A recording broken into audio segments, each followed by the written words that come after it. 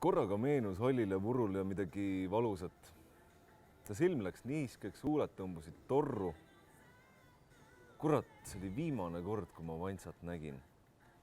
Meil oli Tartus külalise etendus, oli sügis, imeilus ilm. Ma käisin ja jalutasin Toomel ja jõe ääres. Jõgi on asi, millest ma olen ikka puudust tundnud.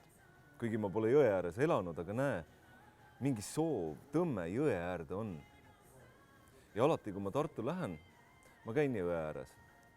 Ja siis ma jalutasin pikalt ja nägin Rüütli tänava välikohvikus olid Vantsa ja Mäll ja kõik, kes seal olid. No eks vahing oli juba võtnud, aga selge. Mõistus oli tal kuni lõpuni selge, seda ei suutnud ta ära juua.